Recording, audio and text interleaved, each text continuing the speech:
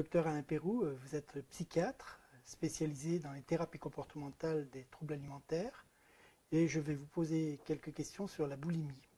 Première question, c'est quelle est la sémiologie, quels sont les signes de la boulimie?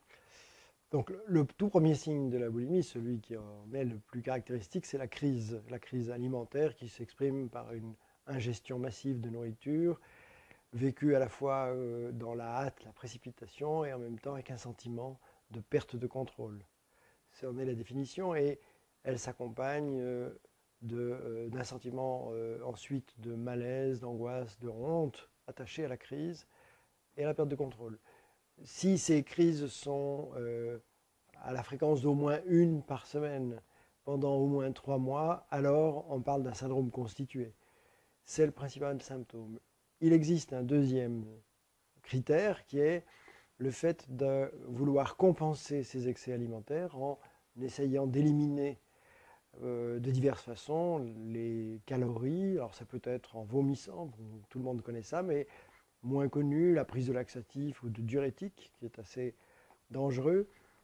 Et ça peut être aussi se remettre à un régime drastique ou faire du sport à outrance pour éliminer les calories. Ces deux signes, donc crise et comportement compensatoire, constituent la boulimie dans son intégralité.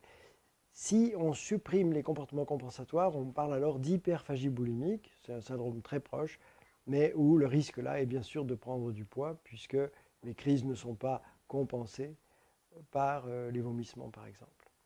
Donc un point essentiel à retenir, c'est la perte de contrôle. Perte de contrôle, c'est au centre du symptôme. D'accord. Deuxième question, c'est quels sont les traitements actuels, autant pharmacologiques que psychothérapiques?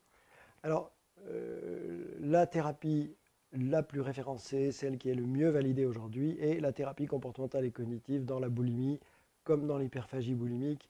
Toutes les études récentes le démontrent.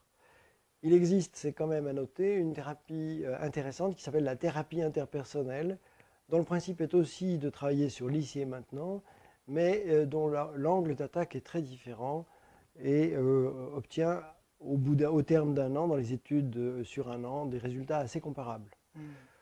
Il ne faut pas oublier que dans les traitements, on peut aussi se servir des sérotoninergiques, ces médicaments antidépresseurs, qui ont le mérite d'être à la fois efficaces sur la fréquence des crises, sur le trouble de l'humeur associé, sur les phénomènes anxieux qui accompagnent le trouble, avec de bons résultats. Les résultats sont bons.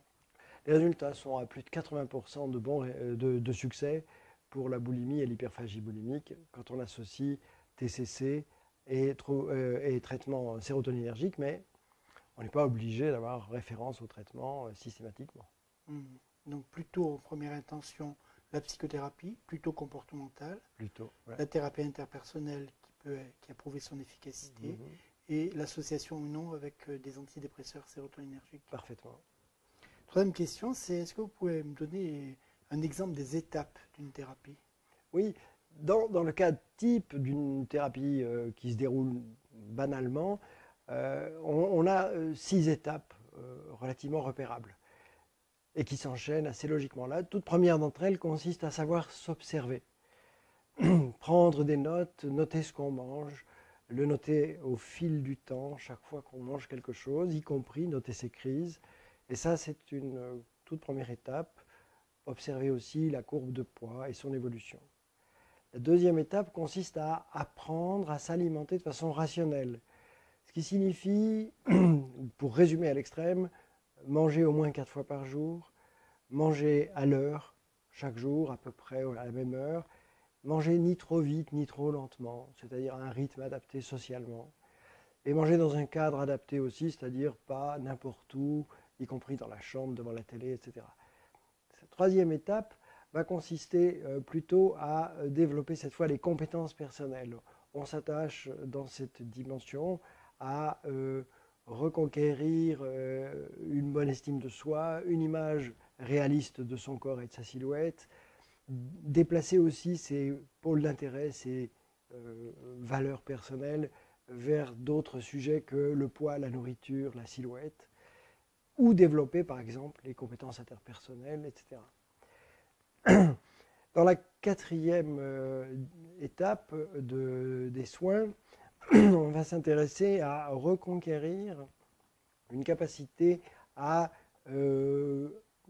disons, s'alimenter normalement, c'est-à-dire varier son alimentation. Souvent, les personnes souffrant de troubles boulimiques ont tendance à éviter certains aliments, donc on part à la reconquête des aliments interdits. Il y a une étape aussi très importante, cinquième étape, souvent, c'est plus le travail sur les traits personnels, les facteurs d'entretien qui sont souvent attachés à la personnalité du sujet. Par exemple, traiter un trouble anxieux, traiter un perfectionnisme excessif, traiter une faible estime de soi. Voilà des axes qui souvent occupent la partie finale de la thérapie. Et la dernière étape, en fait, c'est la maintenance des acquis, savoir maintenir les résultats et savoir s'auto-entretenir dans l'équilibre, ensuite sans être obligé de recourir à une médication ou à une thérapie au long cours. Le format de la thérapie, c'est quand même de l'ordre de 4 à 6 mois dans l'idéal.